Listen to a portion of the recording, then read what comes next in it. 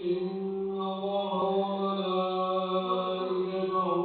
يصلون على النبي يا أيها الذين آمنوا صلوا عليه وسلموا تسليما.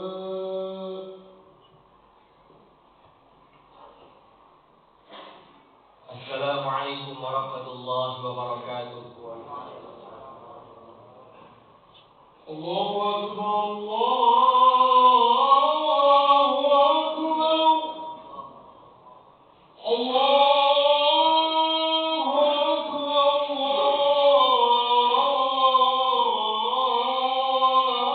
الله أكبر. أشهد أن لا إله إلا الله.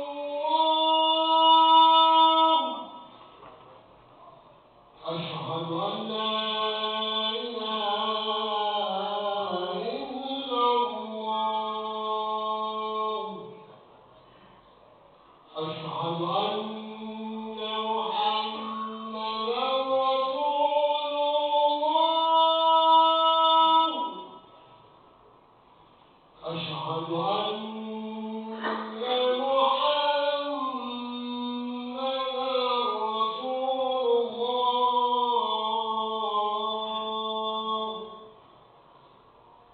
حي على الصلاة.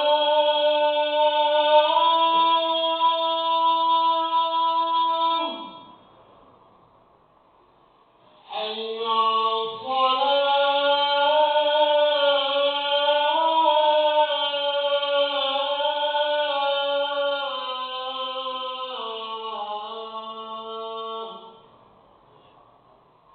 حي على الفلاح.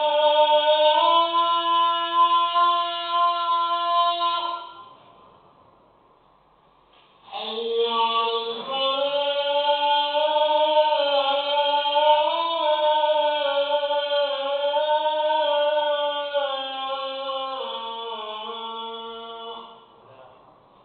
الله أكبر الله أكبر. لا إله إلا الله.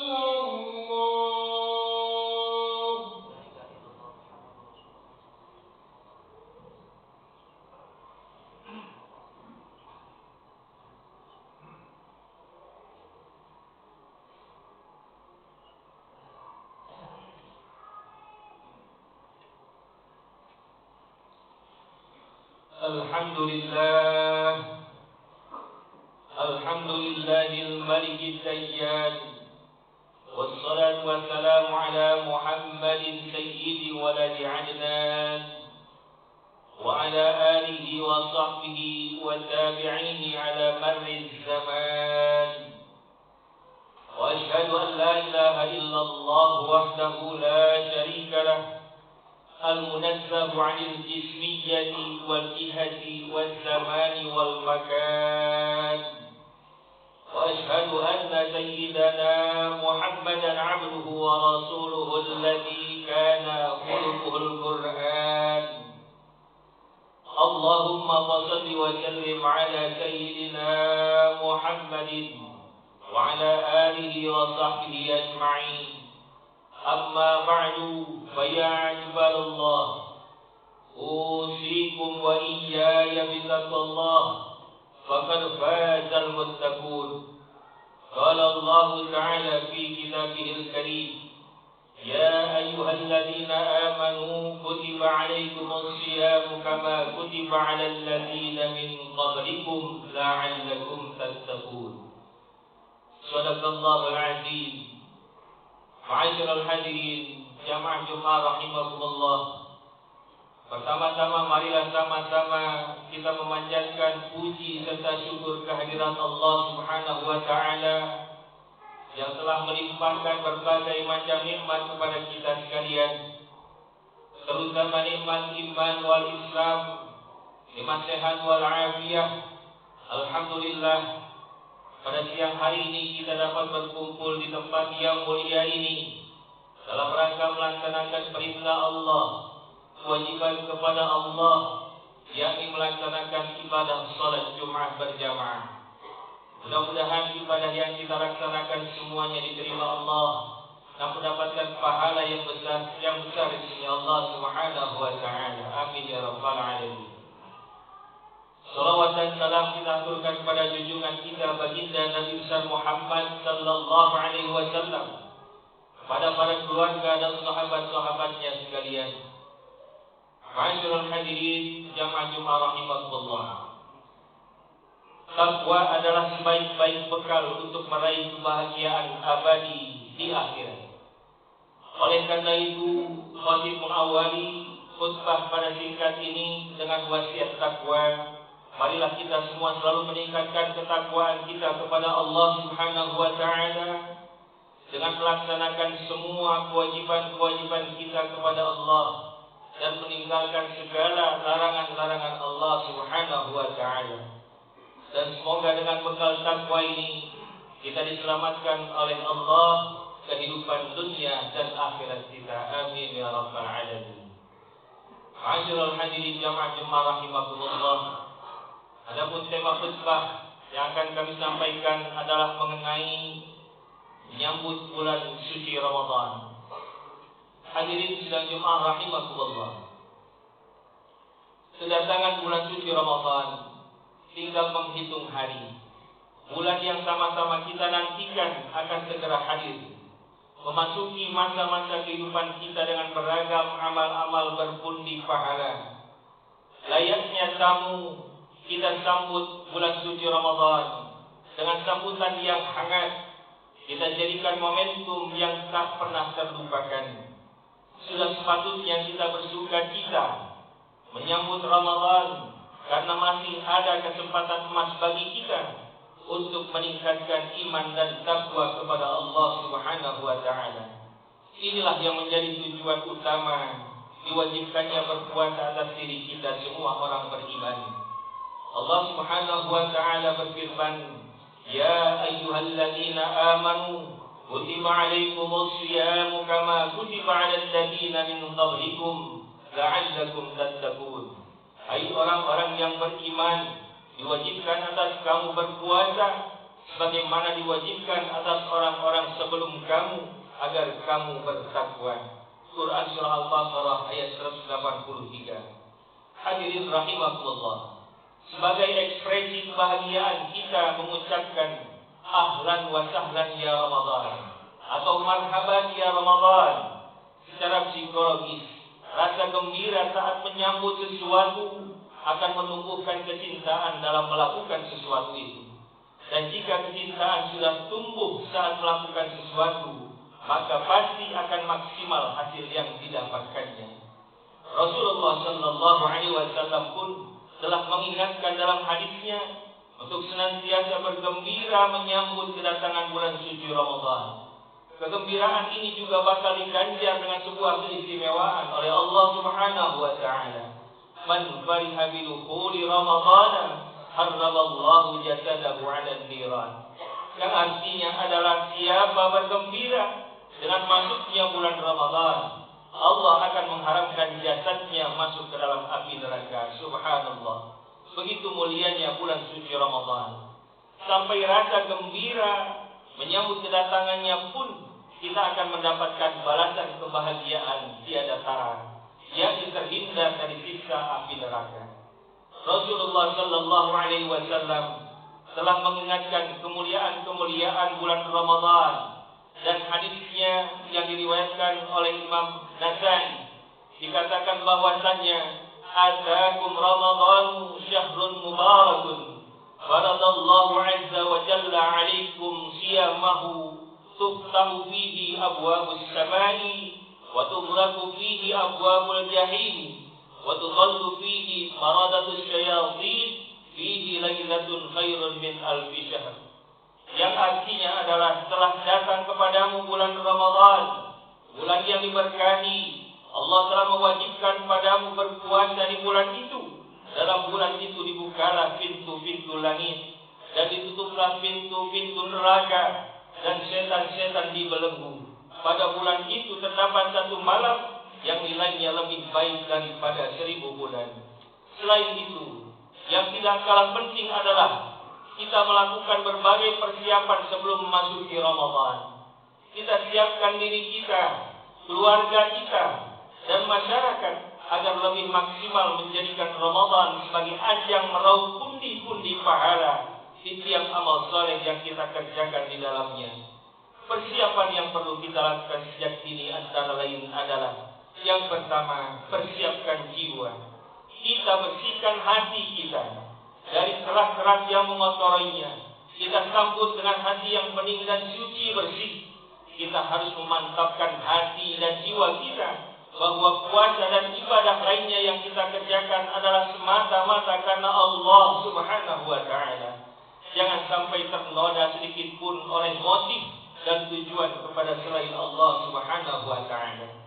Kita latih diri ini untuk terbiasa menjadikan Allah Subhanahu wa Ta'ala sebagai tujuan dari setiap rangkaian ibadah, yang terkecuali ibadah puasa Ramadan. Jangan sampai terbersih di dalam hati kita, aku puasa ini karena untuk diet, aku puasa ini karena tidak enak dengan tetangga, aku puasa ini karena ikut-ikutan dengan masyarakat sekitar rumah. Kesalahan dalam menata niat dan hati mengakibatkan amal soleh yang kita kerjakan berlalu sia-sia tanpa diterima oleh Allah Subhanahu wa Ta'ala. Karena memang kita mengerjakannya bukan untuk mencari ridha Allah Subhanahu wa Ta'ala. Yahya bin Mu'adz berkata, jasad sakit karena penyakit, sedangkan hati sakit karena dosa. Sebagaimana jasad tidak bisa merasakan lezatnya makan ketika sakit, begitu pula dengan hati. Ia tidak mampu mengecap nikmatnya ibadah karena banyaknya berbagai macam dosa. Marilah kita sambut Ramadan dengan membersihkan jiwa kita dari sifat-sifat tercela dan dosa. Hadirin sidang Jumat rahimakumullah. Yang kedua, persiapan yang kita lakukan adalah persiapan ilmu. Kita sambut Ramadan dengan memiliki dan menguasai ilmu seputar ibadah di bulan suci Ramadan. Dengan ilmu yang baik kita bisa mengerjakan ibadah sesuai dengan tuntunan Allah Subhanahu wa Ta'ala dan Rasulnya, serta teladan dari para alim ulama. Ilmu di sini meliputi kaifiyah atau tata cara ibadah Ramadan dari segi fikihnya atau hikmah-hikmah yang terkandung di dalamnya.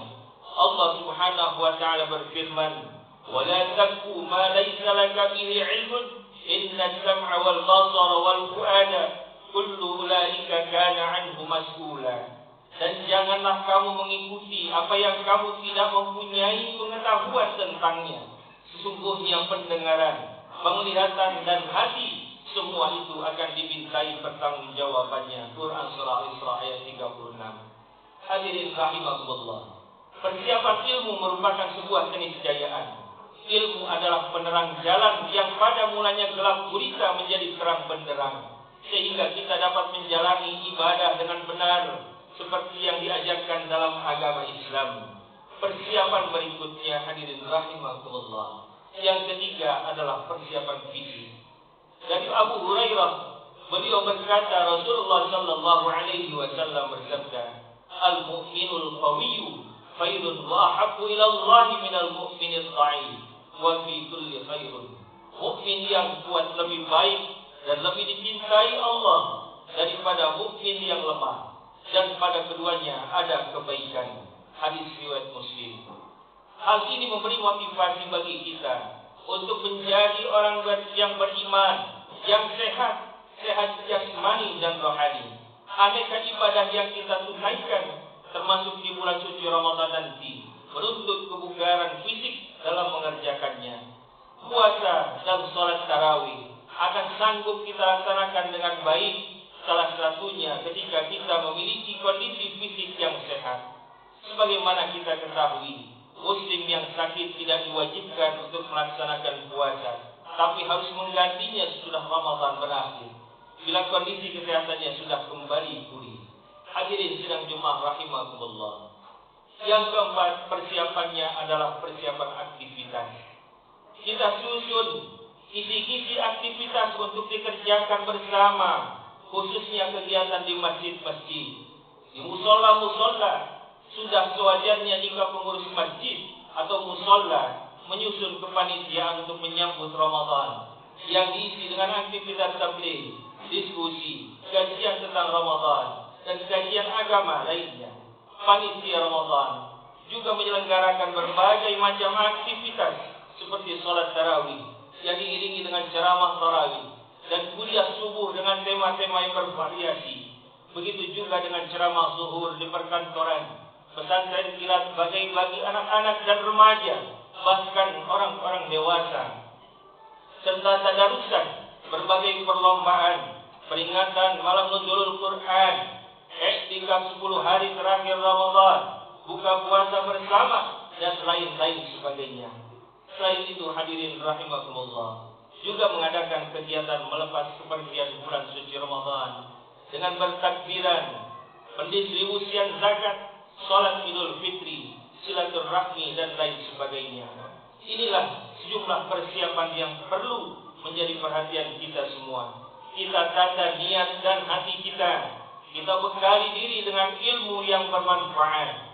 Kita jaga kesehatan dan menyiapkan beragam kegiatan yang menunjang ketakwaan kita kepada Allah Subhanahu wa taala.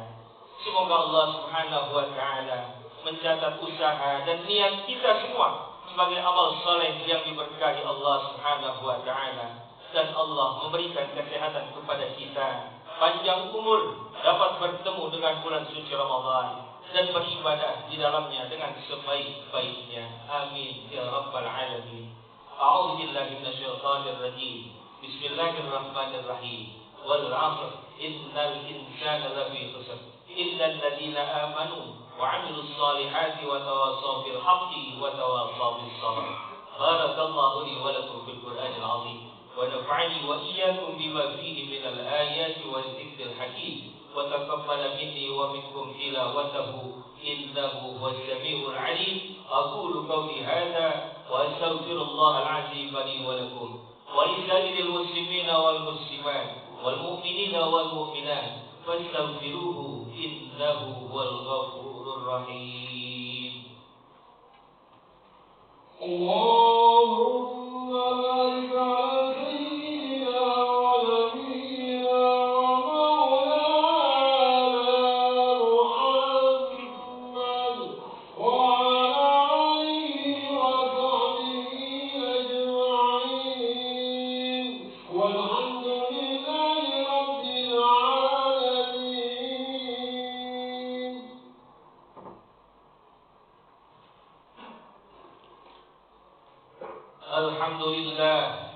الحمد لله الذي أكرمنا بدين الحق المبين وأفضلنا بشريعة نبي الكريم.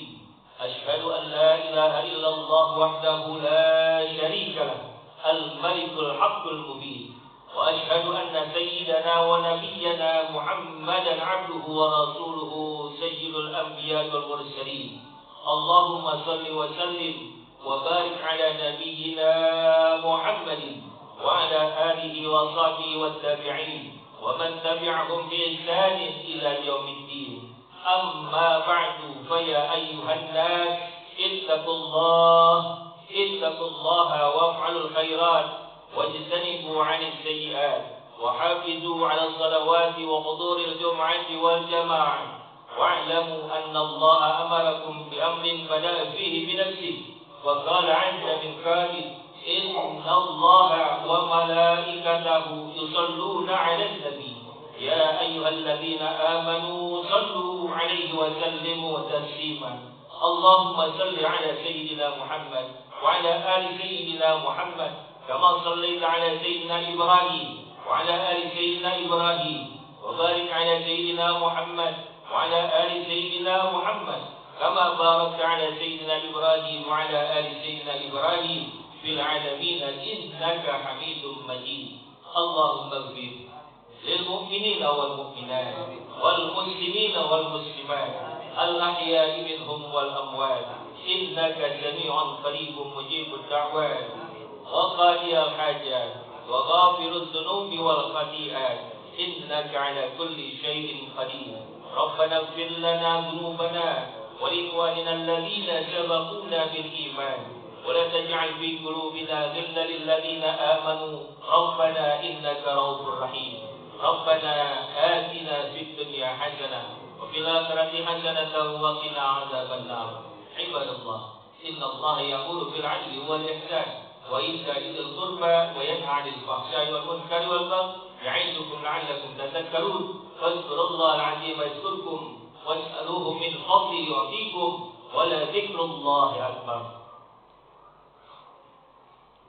الله أكبر الله أكبر أشهد أن لا إله إلا الله أشهد أن محمدا رسول الله حي على الصلاة حي على الفلاح قد قامت الصلاة قد قامت الصلاة الله أكبر لا إله إلا الله.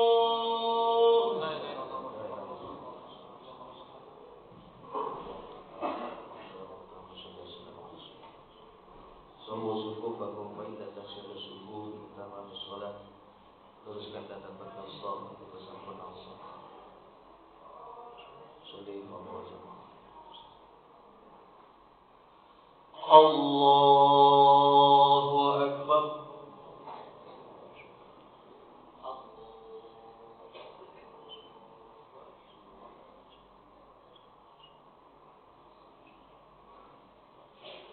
Bismillahirrahmanirrahim. Alhamdulillahi Rabbil Alamin.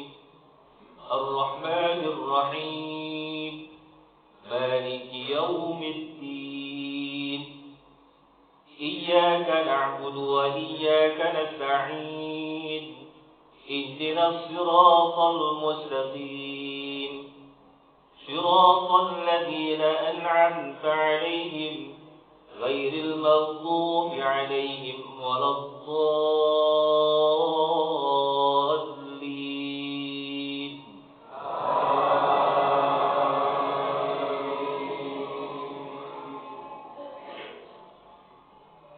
Bismillahirrahmanirrahim. Syahrul Ramadan alladzi unzila fihi al-Qur'anu hudan lin-nasi wa bayyinatin minal huda wal furqan. Faman shahida minkum ash-shahra falyasum wa man kana maridan aw 'ala safarin fa'iddatun min ayyamin ukhra. يريد الله بكم اليسر ولا يريد بكم العسر ولتكملوا العدة ولتكبروا الله على ما هداكم ولعلكم تشكرون. وإذا سألك عبادي عني فإني قريب أجيب دعوة الداعي إذا دعاني فليستجيبوا لي وليؤمنوا بي لعلهم يرشدون. الله أكبر.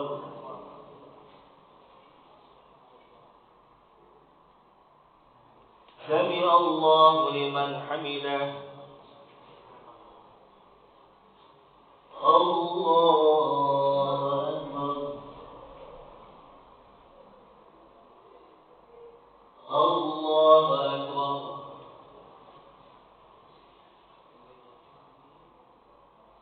الله أكبر. الله أكبر.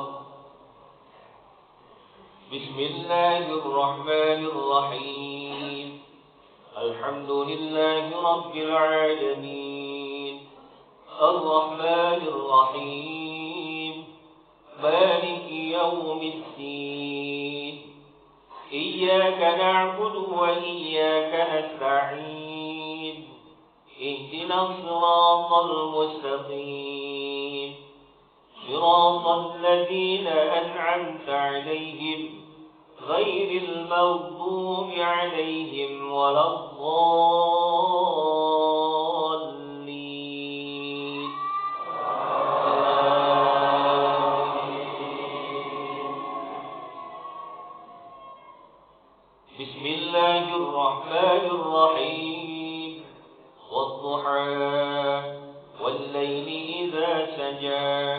ما ودعك ربك وما قلى وللآخرة خير لك من الأولى ولسوف يعطيك ربك فترضى ألم يجدك يتيما فآوى ووجدك ضالا فهدى ووجدك عائلا فأغنى فأما اليتيم فلا تقهر وأما السائل فلا تنهر وأما بنعمة ربك فحدث الله أكبر سمع الله لمن حمده الله أكبر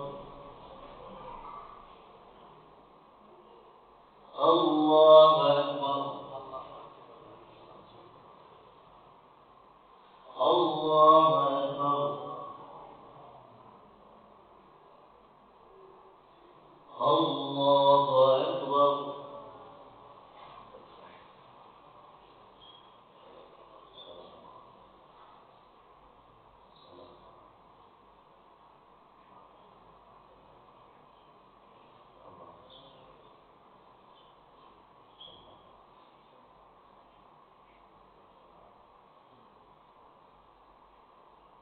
السلام عليكم ورحمة الله السلام عليكم ورحمة الله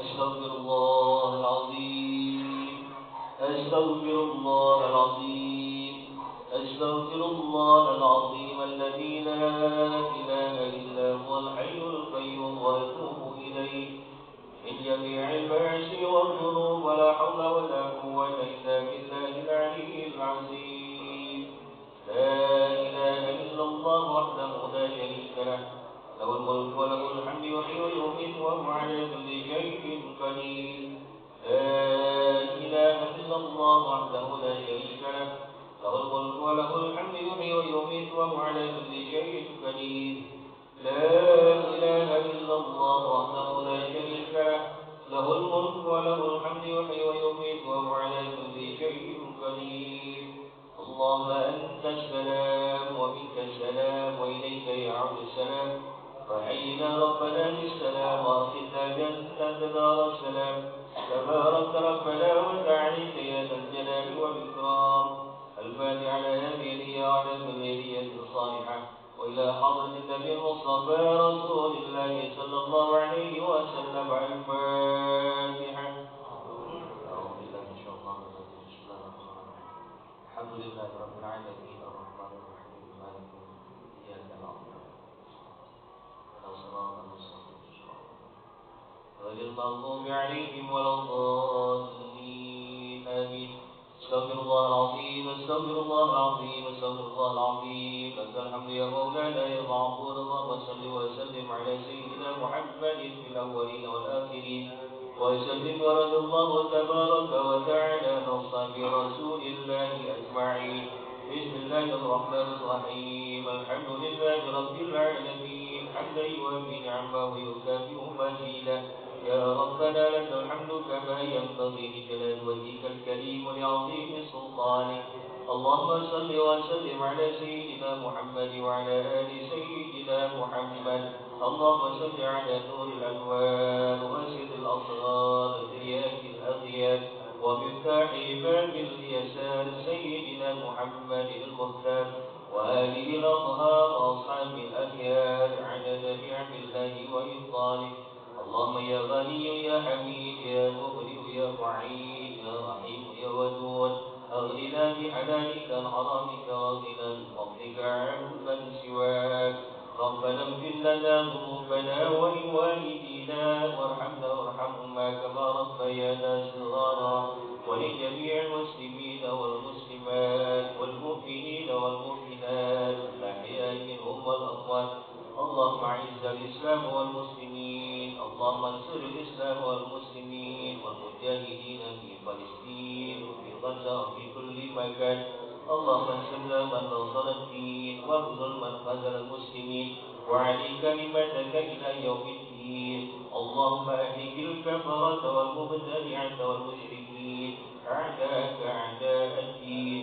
ربنا آتنا في الدنيا حسنة وفي الآخرة حسنة وقنا عذاب النار. وصلى الله على سيدنا محمد وعلى آله وصحبه وسلم والحمد لله رب العالمين.